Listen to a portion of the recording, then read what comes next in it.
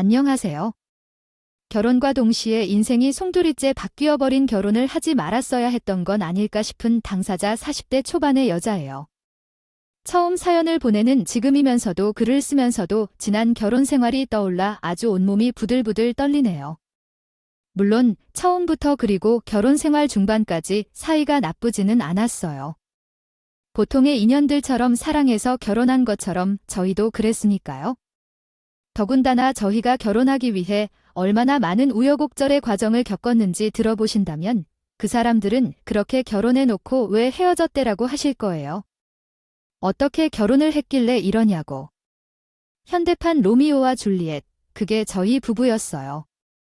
이야기의 시작은 저희 엄마의 젊은 시절로 잠시 거슬러 올라가야 하는데 너희 엄마가 너 혼자서 얼마나 많이 힘들었는지 알아요. 그럼에도 불구하고 이제 이렇게 자리를 잡아 우리 시주를 이렇게 잘 키우고 있으니 대단해요. 그래, 내가 왜 모를까요? 우리 엄마가 얼마나 힘들게 노력했는지 너무 잘 알아요. 외할머니도 엄마가 일하는 동안 나를 돌봐주고 고생했어. 그러니까 아빠가 왜 그렇게 일찍 돌아가셨는지 이해가 안 가요? 하지만 이런 이야기는 그만두죠. 그래도 우리 아빠는 정말 좋은 분이셨어요. 아쉬울 따름이죠. 카를린이 크게 자라서 이렇게 예쁘게 보인 모습을 볼 수 있다면 좋았을 텐데요. 우리 친정엄마는 동네 한 곳에서 오랜 시간 동안 아기집과 식당을 운영하셨어요. 친정아버지는 내가 3살도 되지 않았을 때 지병으로 돌아가셨어요. 아빠가 돌아가신 후로는 엄마와 나 둘이 세상을 살아가기 시작했어요. 엄마는 살아남기 위해 계속 아기집과 식당을 함께 운영해 왔어요. 운영하시는 할머니께서 늘 말씀하셨던 대로 엄마는 정말 많이 고생하시죠. 남들보다 일찍 일어나서 가게 문을 여시고 남들보다 늦게 가게 문을 닫으시는 분이십니다. 성실하게 일해온 엄마는 우리 동네뿐만 아니라 다른 지역에서도 인정을 받아 가게에는 늘 손님이 북적거렸던 때가 있었죠. 가게에 오시던 손님들 중에는 자식을 낳아서 오시는 곳에서도 그런 특별한 광경을 볼 수 있을 정도로 말이에요. 단골 손님들과는 거의 가족처럼 친했어요. 아이야, 사장님. 저기 앞에 사장님이 분점을 내는 거예요. 저는 부동산을 둘러보다가 희한한 소리를 들어서 말이에요. 혹시나 해서 내가 후다닥 들어왔더니 사장님이 별관을 내는 거죠. 별관이야, 아유. 지금 매장도 손님들이 많이 몰리면 감당하기 힘든데, 아니요. 저는 어떻게 또 별관에 찾아왔을까요? 부동산에 가서 무슨 일이 있는데 말이에요. 얘기를 들었는데, 그래서 어머머 앞에 건물주도 진짜 대단하다고 아니요. 여기 맞은편 저 자리에 아기집 자리가 들어오기로 했다는 거예요. 글쎄, 나는 그래서 당연히 사장님 내가 별관에 있는 줄 알았더니 아이고. 아무리 돈이 좋아도 그렇지 어떻게 같은 업종을 떡하니 맞은편에 내줄래. 단골 손님을 통해 처음 듣게 된 맞은편 가게에 대한 정보. 엄마는 그 순간 누가 그 맞은편 가게에 아기집을 차리는 것인지 바로 떠올릴 수 있었다고 하셨어요. 마지막 편 가게의 주인이 될 여자는 이미 엄마와 안면이 있던 사이였어요. 한 번은 엄마가 손님에 대한 이야기를 한 적이 있었어요. 혼자 와서는 아구찜 중짜리를 시켜서 한참을 먹고 가다니까 콩나물 몇 개 들어있나 세는 것처럼 아주 천천히도 먹고 가요. 그래도 혼자 와서 그렇게 먹고 가는 거면 좋은 거 아니에요? 엄마 음식이 입에 맞나 보네요. 그런 게 아닌 것 같다니까. 이제 지난번에는 그것 양념 좀 담아 달라고 했는데 그거를 봉투에 몰래 놓고 가다가 터져서는 바닥 치우는데 한참 걸린다니까 그랬어요. 여기 장사 잘 되시는 것 같던데 꽤 오랫동안 하셨나 봐요. 이야기를 하며 엄마 가게에 들어섰던 그 손님 아니, 그 여자는 우리 친정 엄마 가게가 잘 되는 것을 보고 맞은편에 가게를 차릴 생각을 한 것 같았죠. 그리고는 자기 딴은 영업 비밀을 했다고 엄마 가게 한 달 가까이 하루도 빠지지 않고 출근하다시피 와서는 아기집을 주야장창 먹고 갔어요. 아이 그래요. 뭐 다들 먹고 살기가 각박하고 각자 일한 만큼 벌어가는 세상에 어떻게든 해서 가게를 잘 이끌고 싶어 하는 것인가 봐요. 그 사람을 이해하지 못한다는 게 아니었어요. 하지만 속상한 건 사실이에요. 맞은편에 같은 업종이 들어오면서 엄마보다는 제가 더 노발대발했거든요. 하지만 엄마는 사람 사는 게 다 그런 거라고 말씀하셨어요. 모두가 서로 돕고 도우면서 사는 거지, 사람과 관계를 좋게 맺어야 서로 좋은 거라고 생각해요. 만약 미워해봤자 좋을 거 하나도 없어. 동료 생겼다고 생각하고 지내야지. 엄마는 혹시 제가 가게에 오면 맞은편 집에 가서 쓴소리라도 할까봐 저를 가게에 오지 못하게 하셨어요. 좋은 동료가 생긴 거라고 생각합시다라는 말씀만 하셨지만 그런 엄마와 달리 마주편에 같은 업종을 가게로 열어버린 그 사람은 어떻게든 엄마의 가게를 이기려고 발버둥 쳤어요.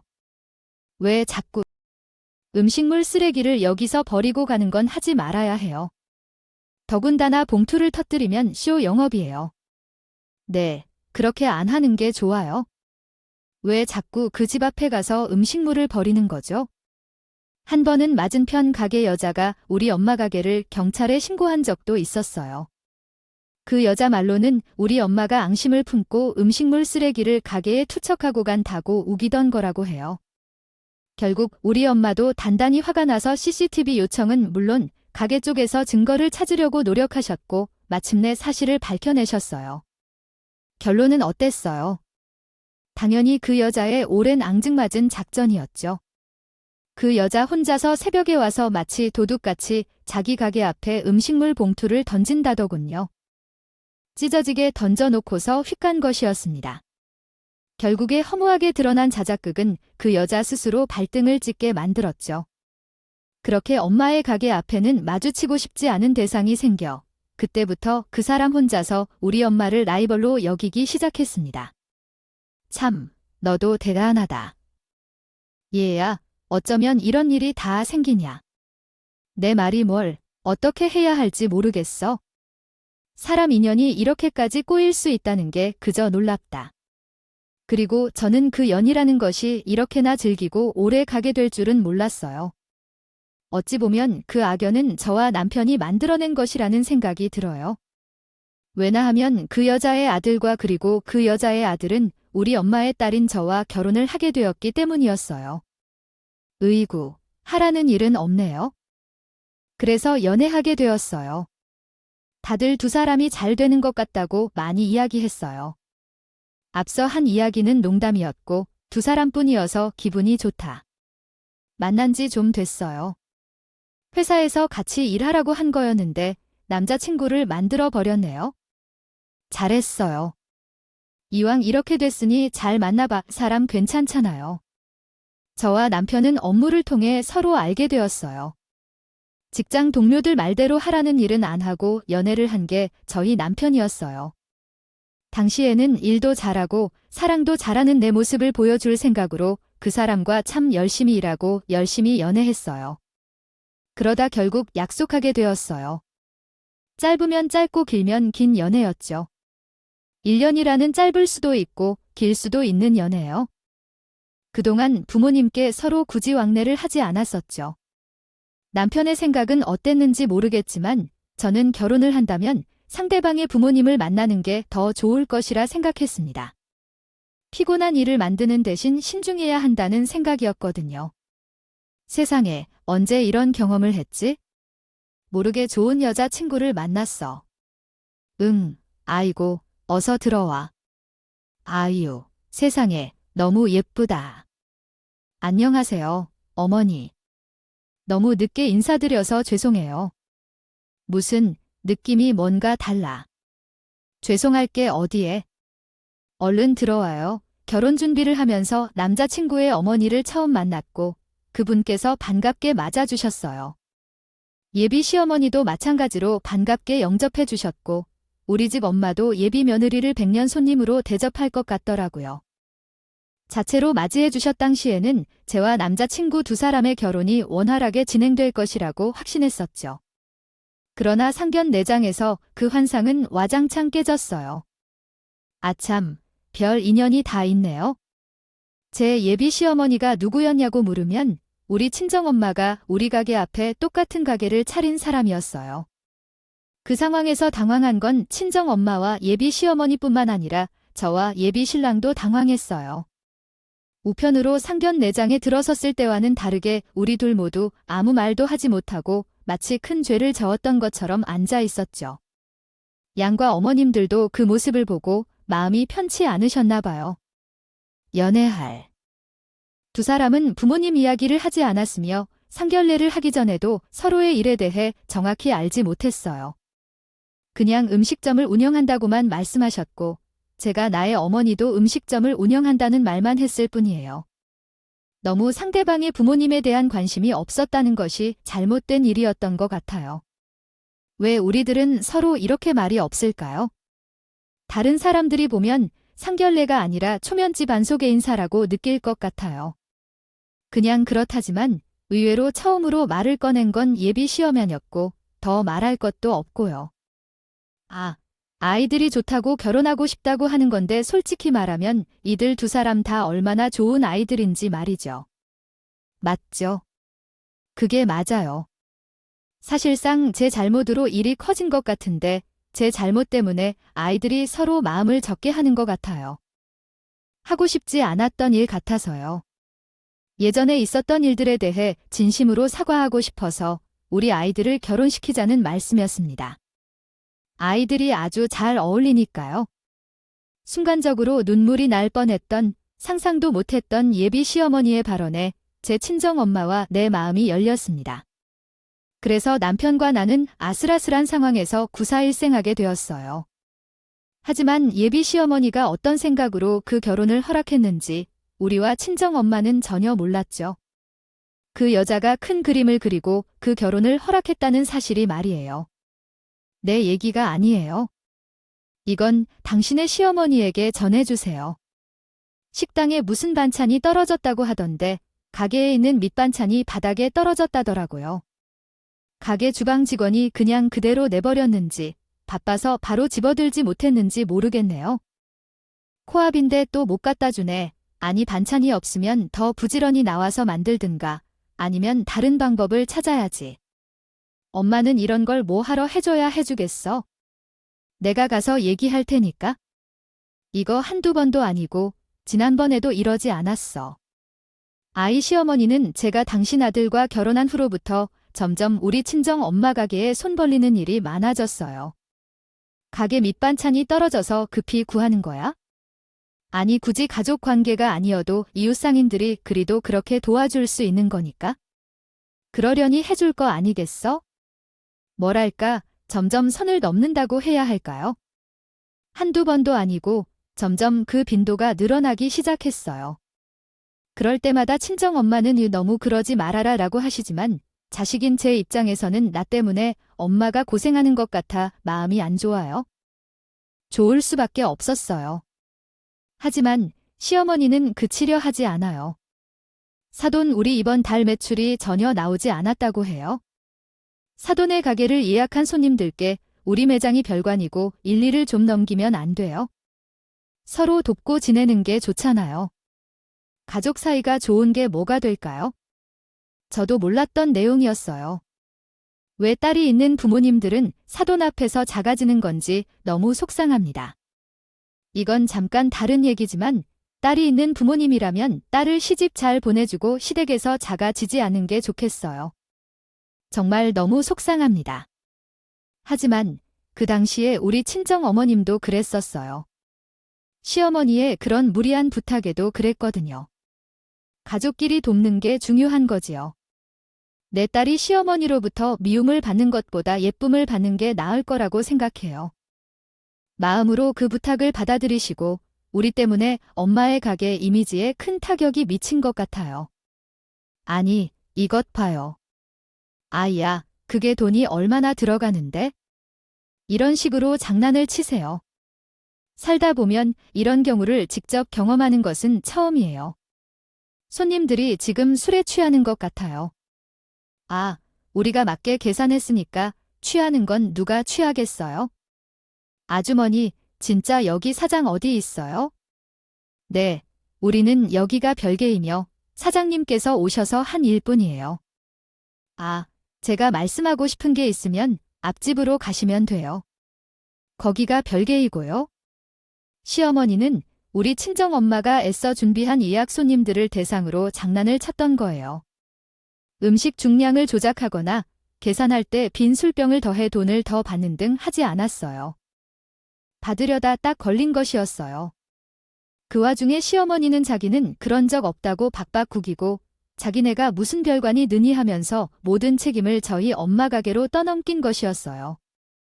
결국에 경찰까지 부르게 되었고 경찰이 오는 것으로 인해 저와 남편도 그 사건에 대해 알게 되었어요. 다급한 엄마의 목소리에 남편과 함께 가게로 달려가서 겨우겨우 나서서 이를 무마하고 저희 네 사람은 자리에 마주 앉았어요.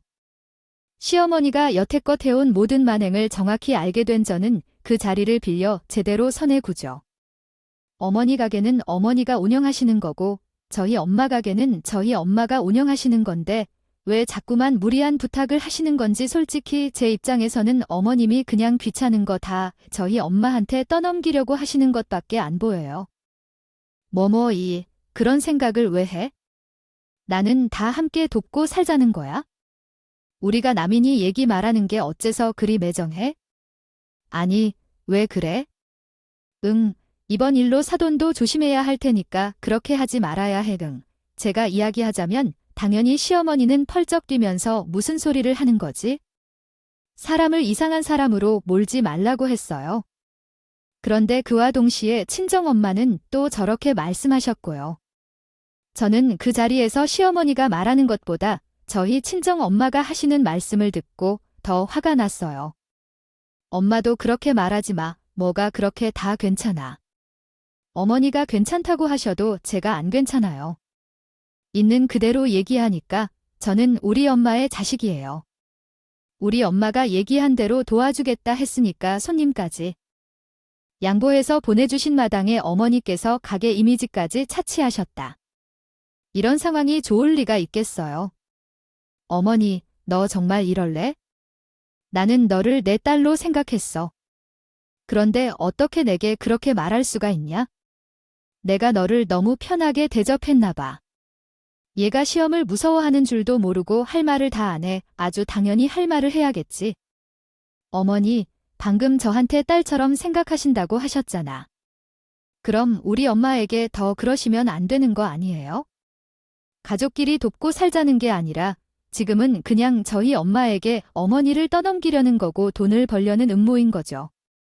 두 번 다시는 우리 엄마의 가게와 일에 손대지 말아주세요. 저는 선을 그어버린 거예요. 친정 엄마에게도 단호하게 말했어요. 엄마도 결코 아닌 게 아니라고 말해주십시오.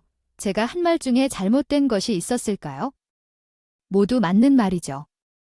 제가 그런 말만 할 때 남편이나 시어머니는 말을 못하더라고요. 당연히 저희 사이가 멀어진 후로 시어머니와의 관계는 멀어졌다면 그래도 더 이상 우리 엄마가 시어머니에게 손을 내민 적이 없으니 좋은 일이라고 생각했어요. 아이고, 그게 대체 무엇이길래 너무한 건데. 아이씨, 사장님, 이건 아니에요. 무슨 전통이고 무슨 원조야? 그것도 길가에 그러한 현수막을 걸라는 말이야? 아유, 이건 도리 아닙니다. 되었어요. 어차피 올 사람은 올 거고 안 올 사람은 안 올 것이니까 그런 건 일일이 반응할 필요 없어요. 정선을 넘으면 나도 그때는 가만 있지 않을 거예요. 아주 그냥 구청에 불법 광고물로 신고하거나요. 할 것이야. 나도 이제는 더 이상 참지 않을 거야. 시어머니는 더 이상 우리 집을 찾지 않아요. 엄마에게 손을 벌리지 않는 대신에 마음이 삐뚤어진 채 라이벌 구도로 상황을 몰아가며 표현해요. 일부러 우리 가게 앞에 손님들을 대거나 우리 엄마의 간판을 보면 딱 1년을 적게 내려서 자신들이 원조라고 한 현수막을 걸거나 앞집보다 맛있는 가게라며 아주 어린 짓을 다 하고 있어요. 친정엄마도 참을 수 없어서 구청에 신고를 해버렸고 시어머니는 어른이 아니며 생각이 부족한 사람이라고 확신밖에 들지 않아요. 잘 다녀와. 그러면서 자기도 장모님과 함께 명절을 잘 보내. 저 식당 사건 이후 2년 동안 시어머니와 나는 땡땡하게 지냈어요. 명절에도 각자의 집에 가서 명절을 보내고 오자고요. 남편에게 먼저 이야기했습니다. 시어머니가 제게 명절에 얼굴을 보면서 밥을 먹으면 어떤 기분인지 물어보는 문자를 보내준 이후로 그 자리에서 남편에게 그 문자를 보여주며 명절에는 무조건 각자 알아서 보내자고 했어요. 시어머니는 제가 집에 오지 않을 것 같아서 당황한 모습이었나 봐요. 그런 문자를 받으면 제가 설설기며 죄송하다고 사과를 할 줄 알았는데 사람 잘못 본 거예요. 그렇게 우리는 말만 가족일 뿐 남보다 못한 곳에서 지냈어요. 남편이 시엄마가 한 일에 대해 어떤 말도 하지 못했죠. 명절에 각자 보내고 바로 앞이 서로의 가게임에도 불구하고 남보다 못한 관계로 살았던 건 늘 우리 친정엄마를 라이벌로 여기는 시어머니 때문이라고 생각해요. 시어머니가 우리 엄마를 라이벌로 여기며 이득을 취하려 하던 사람은 제 엄마였습니다. 그랬는데 엄마가 돌아가신 뒤에도 계속해서 그랬어요. 엄마야, 이런 일이 어떻게 된 거야? 안 돼. 왜 그래? 왜 눈을 뜨라고 하면서 계속해서 눈을 뜨라고 하지 마세요. 이제 그만해야 해요. 어머니께서 너무 고생하셨을 텐데. 이렇게 계속해서 말을 이어가며 엄마에게 대하고 있습니다. 평생 엄마는 고생만 했는데 이렇게 억울한 죽음은 안 되어야 합니다. 엄마야, 지금도 그 시절을 회상하기는 힘들지만 엄마는 평생을 그 동네에서 식당을 운영하며 보낸 사람이었습니다. 하지만 자식들의 돌봄을 제대로 받지 못한 채 교통사고로 타고나셨어요. 가해자는 졸음 운전을 했다고 주장했지만 우리 엄마는 쉬지 않고 일하셨는데 이 자살 운전자로 인해 이렇게 돌아가셨습니다. 정말 안 됩니다. 부디 운전을 졸면 안 됐든 그럼 좋았든 어떤 이유든지 한 사람의 생명을 빼앗았다는 죄의 무게는 정말 무겁습니다. 그렇게 엄마와 절별한 후에 절로 준비되지 않은 상황에서 엄마와 이별하게 되는 것은 상상하기 힘들 정도로 저를 힘들게 만들었습니다. 제 친구들이 남편 대신 병원에 데려가 준 것이었죠. 남편이 왜 곁에 없었느냐고, 그것에는 이유가 있었습니다.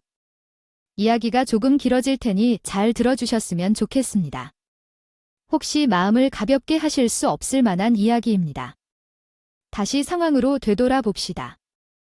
새벽 4시 30분, 이미라 씨가 안 돼요 라고 하시는 것처럼 말하지 말아주세요. 어떻게 해야 하는지 여기에 누군가 쓰러져 있어요. 사람 쓰러져 있어요 라고 해주세요.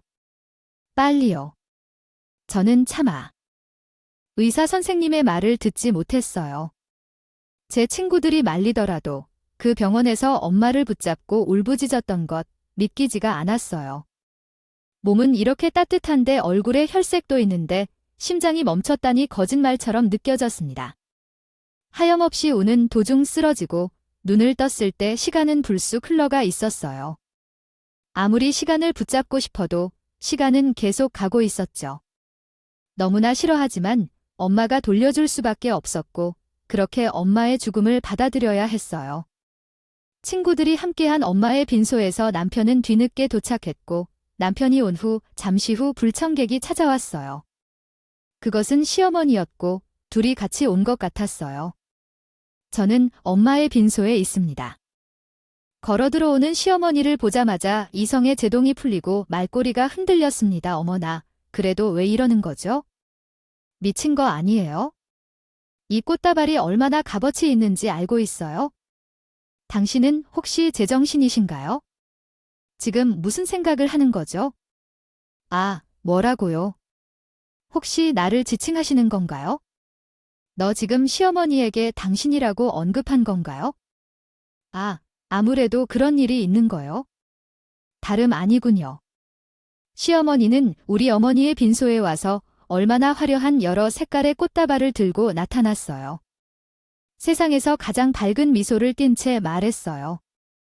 그렇게 환해지면서 나를 쳐다보며 다가오는데 그 모습을 보며 정말 전신에 소름이 돋았어요. 저 따위 인간이 있나 싶었거든요. 제가 시어머니가 손에 든 그 꽃다발을 곧장 낚아채서 바닥에 던지고 발로 짓밟아 버렸습니다. 시어머니는 그 행동을 지켜보며 그 꽃다발이 얼마나 값비싼지 알고 계십니까? 소리를 내며 후다닥 꽃다발을 다시 주워 담기 시작했어요. 꽃다발을 담는 시어머니의 모습은 나에게는 마치 바퀴벌레가 먹이를 먹는 것 같이 더럽고 끔찍하게 느껴졌어요. 저는 경멸스러운 눈빛을 그대로 담아 시어머니에게 물었습니다. 다시 한번 말이에요. 지금 뭐 하자는 거예요? 누가 빈소에 오면서 그렇게 하고 오는 거예요? 이렇게 온 의도가 뭐냐고요? 어차피 나 어머니 오는 거 원하지 않으니까 그냥 이대로 돌아서 나가세요. 나가라고 나도 너희 엄마 때문에 여기 온 거 아니에요? 왜 그렇게 보니? 나 우리 아들 축하해 주려고 온 거야. 시어머니는 자기가 빈소에 꽃다발을 들고 온 이유가 우리 친정엄마 조문을 하기 위해서 온 것도 아니었답니다. 지금 이건 우리 아들을 위해 온 거예요. 그 이유는 아시겠죠? 엄마가 돌아가시면서 남긴 거는 울 아들 것 같아서 축하해 주려고 꽃다발을 가져왔는데, 자, 아들 미리 축하할게요. 좋은 곳에 가셨다 생각하고 밝게 있어야 세상 모든 사람도 좋아할 거라고 마음 편하게 가지고, 어머 그렇지만 이곳서 이렇게 하지 않고 여기에서 이렇게 하지 않고야. 아들, 너 이제 돈 많어. 귀죽이지 말고 좀 더 있어. 응, 어머머, 이게 뭐야? 얼굴 베릴 뻔했잖아. 너 지금 뭐 할래? 이게 아주, 지엄마 세상 뜨니까 더 확 나가네. 정신 나간 소리를 지르며 시어머니가 자신의 아들한테 꽃다발을 안겨주는 순간 저는 시어머니한테 무언가를 내던졌어요. 시어머니의 그 뻔뻔한 표정에 제대로 맞아 떨어진 서류는 퍽 소리를 내며 바닥에 널브러졌죠. 던진 건 다름 아닌 이혼입니다. 이혼 판결문을 받은 시어머니는 얼굴에 맞아 떨어지는 내용을 보며 당황스럽게 변하며 개 거품까지 물었습니다. 저기 아줌마, 나 당신 아들님과 이혼했어요. 뭘 알고 그래요? 떠들어이, 이혼을 했다고 너희가. 왜, 너희가? 언제 이혼을 했는데, 어머나, 아이고, 세상 상해요. 그 발언에 시어머니는 개 거품을 물었고 남편은 얼굴이 붉어져서 어쩌지도 못하고 날아갔어요. 이 현실을 받아들이기 힘들어하며 얼굴이 붉어진 채 날아갔죠. 이혼 판결문이 자신이 예상한 것과 달라 충격을 받았으니 조문객들도 큰 소란을 일으키며 웅성거리기 시작했습니다. 엄마의 영정사진 앞에서 이혼이라는 결혼 생활의 끝모습을 보여주고 싶지 않았는데 어떻게 할 수 있겠어요. 이런 상황을 받아들이기로 합니다. 이게 뭐야, 말이, 하며 마무리되었습니다. 다르잖아, 이게 지금 뭐냐고. 그리고 내가 조용이랑 이혼하자고 했어, 안 했어? 그러게네, 엄마가 간수도 너가 잘했어야지. 아니야, 너 이거 미리 알고 있어라. 너무 놀라서 심장이라도 멎으면 내 재감. 내가 다 못 받고 끝날 거 아니야, 안 그러니? 저는 이게 대체 뭐냐고 따져 묻는 남편의 운 모양에 또 다른 서류를 꺼내. 네, 던졌습니다. 시어머니한테 했던 것처럼 서류는 남편놈 얼굴에 정확히 맞아 바닥으로 흩뿌려졌다. 시어머니는 서류를 보고 또다시 개거품을 물고, 야, 말았어요. 너, 이게 뭐야? 심히, 이게 뭐냐고. 아이고, 이놈아. 아이고, 대체 무슨 짓을 하고 다닌 거야? 그냥 가만히 있으면 돈이 내 주머니로 알아서 굴러들어올 텐데. 뭔 짓을 하고 다닌 거냐고. 이거나 봐. 엄마, 나도 지금 짜증나니까. 이게 뭐야, 너 이거? 어디서 서류를 놔뒀냐고 보고 연달아 대화를 이어나가는데 시어머니가 개거품을 물고 있는 그 웃긴 모습이 정말 바지만했어요. 남편도 마찬가지로 누가 시어머니의 아들이 아닌 것 같이 자기 어머니를 따라서 똑같이 개거품을 물더니 둘이 함께 코미디를 찍고 있었네요. 내가 내 뒤에서 다른 짓을 하고 있다는 것을 모르고 있었나 봐요. 하다가 회사에서 횡령을 하고 다닌다고 한다는 짓이 있는 인간인지 없는 인간인지. 거기에 겨우 한 번씩 하는 짓이 있다는 거야? 이런 짓을 하고 다니려고 횡령을 한 것이냐고. 내가 어떤 횡령을 한 적이 있는 거임? 아도 지금 이렇게 많은 사람들이 있는 곳에서 사람들 앞에서 범죄자로 몰고 있는 거야? 이건 내 명예를 훼손하는 거야? 알아, 이건 명예훼손으로 고소할 수도 있는 일이라고. 고소는 내가 나한테 하는 게 아니야? 여기서 이야기할 때 고소당할 판인데 왜 상황을 파악하지 못하고 헛소리를 하는 거야? 횡령이야 참 대단하다. 할 일이 그렇게 없어서 횡령을 했니? 그랬어요. 남편 녀석은 회사에서 횡령을 일삼았다던데 그 사실을 제게 귀가한 절친한 남편 회사 직원이 알려주었네요. 아마 조만간 남편한테 법적 조치가 가해질 것이라는 거죠. 아, 내가 언니에게 먼저 말하는 게 좋을 것 같아서 이야기하는 거야? 지금 사장이 눈을 돌고 난리도 아니라니까 당장의 증거를 찾지 못하면 그렇지만 이미 심증이 사람들이 들으면서 횡령 사실로 알려졌는데. 아, 언니, 아무리 중소기업이라고 해도 회사 사장이 쓰는 변호사를 감당할 수 있겠어요? 그 인간이 횡령을 한 거다야. 너 무슨 소리를 하는 거야? 나는 정말 못 살아. 그래, 우리 회사 사람들도 처음에는 언니처럼 반응했어. 그 사람이 그럴 사람 아닐 거라고. 그런데 세상의 다른 거래처 직원들도 다 알고 있더라.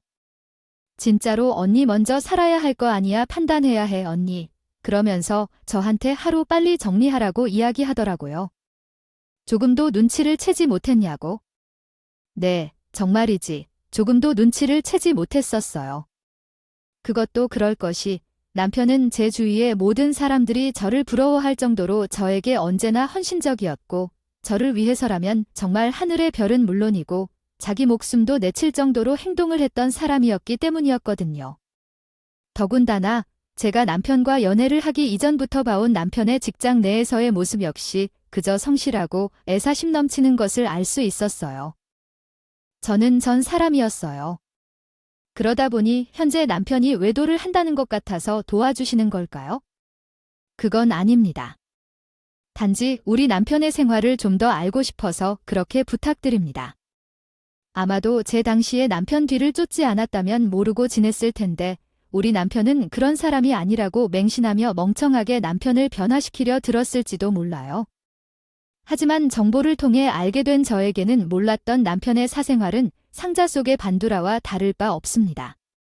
저는 그런 지저분하고 추악한 행동을 하고 다녔을 것이라는 상상도 못했어요. 횡령은 이미 사실로 드러났고 그 돈을 가지고 속물짓을 한 적이 있다면 있을 겁니다. 그런데 이건 조금 충격적입니다. 주점에도 가시고 거기서 돈을 낭비하는 모습을 하다니요. 회사에서 일하는 여자와 사이를 가진 것 같다. 일단 모든 자료를 수집해서 출력해 놓았습니다. 그 여자는 횡령한 돈으로 유흥주점을 다니고 나와 만난 후에도 남편과 이혼을 하려 한다. 나는 그 사람이 한 행동까지도 세세하게 알고 있는 것을 언급하지 않았습니다. 유흥주점 다니는 것과 회사 인턴 여직원과의 만남만을 강조하며 이혼을 제안했습니다. 말해봐, 나에게 할 말이 없는 거니? 내가 말할 말은 없어? 대신 엄마와 장모에게는 말하지 말고 우리 둘이 조용히 이혼하자. 나는 제외하고는 아무런 말도 자격이 없다는 걸 알아. 왜 그런 소리를 하는 거야? 너는 지금 나에게 어떤 말도 할 자격이 없는 인간이야. 나도 우리 엄마에 대해서는 내가 남자 잘못 만났다고 이혼하는 거라는 걸 알려주고 싶지 않으니까 그렇게 하자. 그런데 그 사이에 남편은 자기 엄마한테는 말하지 말라고 하고 장모님에게도 말하지 말고 우리 둘이 조용히 해결하자. 자기가 잘못한 걸 인정할 테니 조용히 이혼하자고 하더라. 역시 같은 생각이었어요. 나는 그 놈과는 달리 시어머니는 신경을 쓰지 않았고 우리 친정엄마가 상처를 받을까 싶어서 이혼 과정을 철저히 비밀리에 진행했습니다. 한편 남편은 그동안 자기 것들을 받아가더라고요. 싸서 나가서 월세를 사는 중이었고 그때 친정엄마께서 사고를 당하셔서 병원에 계셨을 때도 남편 없이 제가 친구들과 함께 엄마 곁에 있었던 거죠. 어찌되었든 이혼에 대한 이야기는 끝까지 하지 않으려 했는데 그 사람 엄마라는 그 노망스러운 여자가 우리 친정엄마의 빈소에 찾아와서 하는 행동을 보고 있자니 이런 사람들에게 인간다운 대우를 해줄 필요가 없겠구나 라는 판단이 들었어요. 이 말이 다르잖아. 왜 이혼 얘기를 꺼내서 노인들을 놀라게 하는 건데 이제 뭐 너희 엄마는 돌아가셔서 못 드신다. 이거야말로 이제 내가 아주 막 나가자는 거구나. 그래, 맞아. 우리 엄마 이제 이혼했다는 얘기도 못 들으시고 너 같은 자식한테 내 딸한테 왜 그런 얘기를 해. 그러냐면서 내 뺨 한 대도 못 때리니 그래서 뭐, 내가 받은 상처가 얼마나 큰데. 나는 너희 엄마한테 이 정도도 하면 안 되는 거라고. 내 엄마가 여기 와서 한 짓거리를 생각해. 아이고, 아버지 아이고, 내가 너무 오래 살았나 봐요. 아버지, 나 좀 데려가요. 나 좀 데려가, 아이고. 제가 그 자리에서 남편의 횡령, 저희 부부의 이혼까지 모두를 다 까발리고 나니 시어머니가 당연히 개거품을 물지 않고 배기겠어.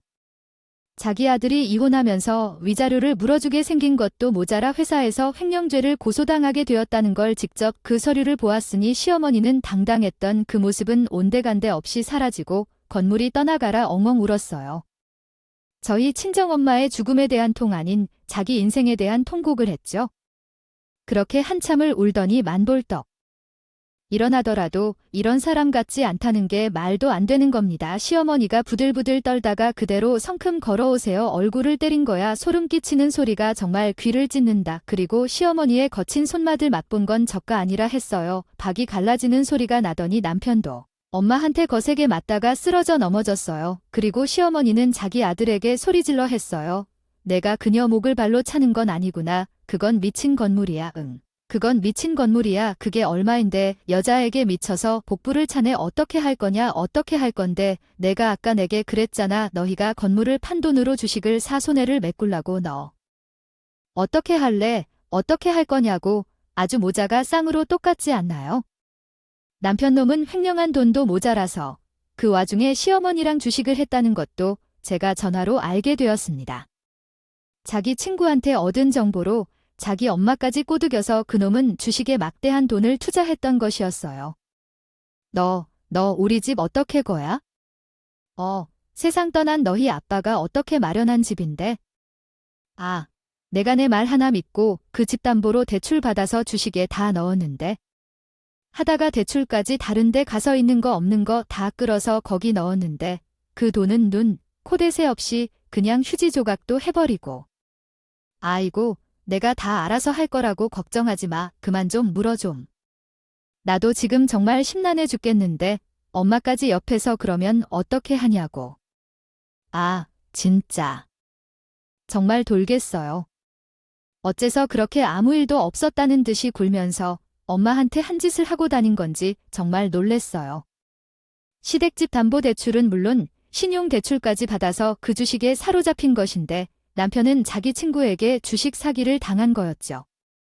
똥파리 옆에 똥이 꼬일 것 같아 나비가 붙겠어요. 남의 회사 돈을 횡령하고 나랑 만나는 사람들이 그 조밥이었는데 정말 너무 열받고요.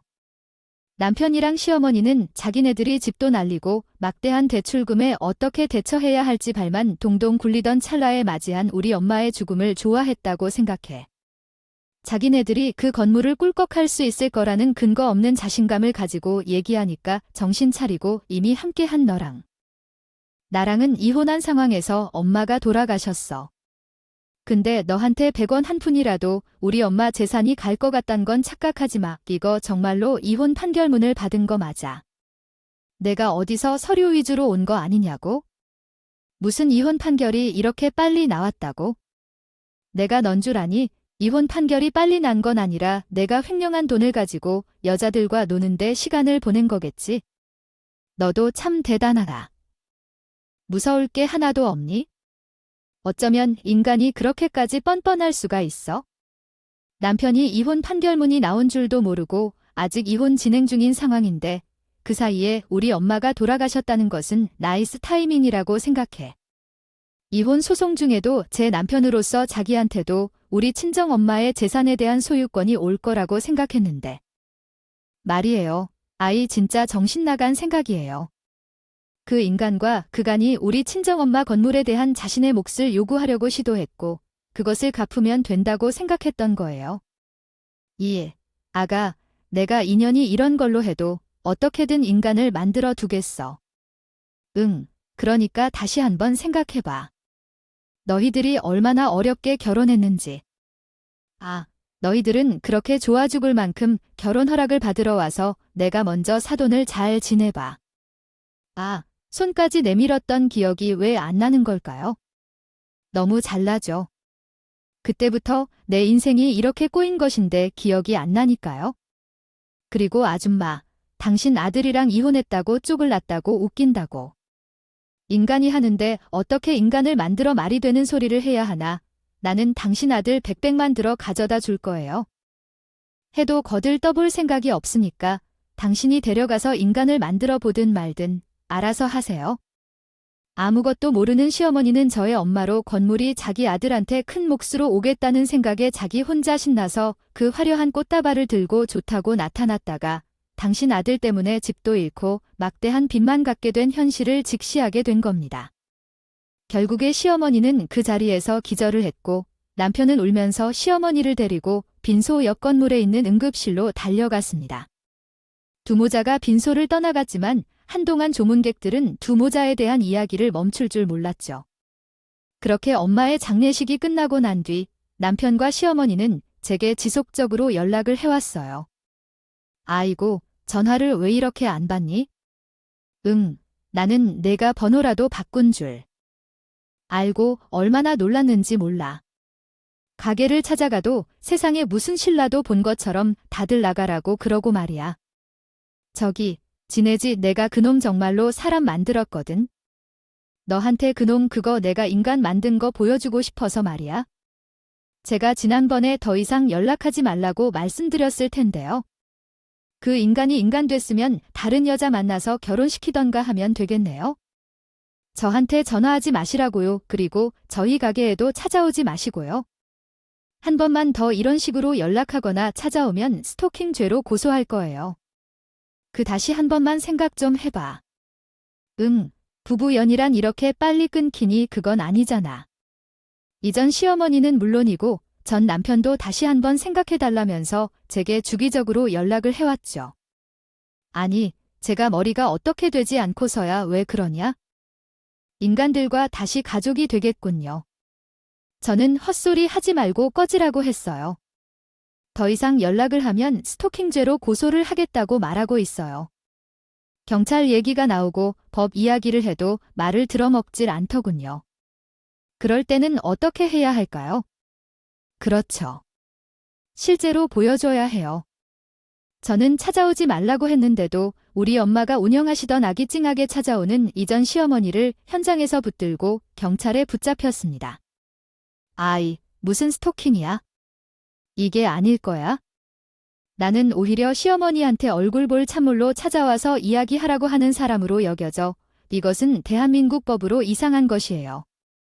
아주머니는 이미 이전에 그 분과 이혼하셨다면서 직접 서류까지 보여주셨고요.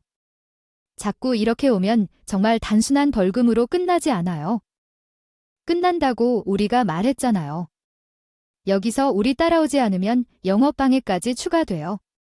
우리에게 막말하는 것도 공무집행 방해가 될 수 있고요. 어떻게 하실래요? 이전 시어머니는 눈물까지 뚝뚝 흘리며 경찰을 따라 나갔어요. 결국에 이전 시어머니 가게는 어느 순간 폐업 절차를 밟은 후에 우리 엄마의 가게 앞에서 사라지고 말았어요. 전 남편은 횡령죄로 회사에서 해고를 당했는데 실형을 선고받았다고 들었어요. 자기가 저지른 죄의 대가를 받은 것이죠. 그래도 다행히 제게 위자료를 모두 주고 실형을 수감해 손해를 보지 않았어요.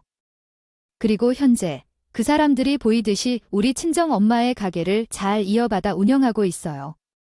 다니던 회사는 이미 끝났어요. 전 남편과 나의 사이를 알고 있는 직장 동료들, 그리고 거래처 직원들의 얼굴을 볼 때마다 그들에게서 받는 연민이 너무 싫었어요. 대신에 엄마가 남겨주고 가신 가게 사업에 몰두하기로 결심했어요. 엄마의 가게를 잘 키워내는 것이 제가 돌아가신 엄마를 위해 할 수 있는 유일한 효도일 거라는 생각이 들었거든요. 그래서 엄마와는 달리 제가 아기침 비법을 배우고자 하는 분들에게 판매를 시작했어요. 그 결과로 엄마의 아기집 레시피를 사랑해주는 사람들이 더 많이 생겨났고요. 또한 여기서 멈추지 않고 더 앞으로 가려고 합니다. 엄마가 남겨주신 발자국을 이어가려고요. 오늘 사연을 보내는 것도 과거 일을 다 잊고 오로지 내 인생만 생각하며 새롭게 살아가자는 마음으로 보냅니다. 이제 모든 것을 다 털고 다시 시작하려고 합니다. 인생을 열심히 살아가겠습니다. 제 긴 이야기를 들어주셔서 감사합니다.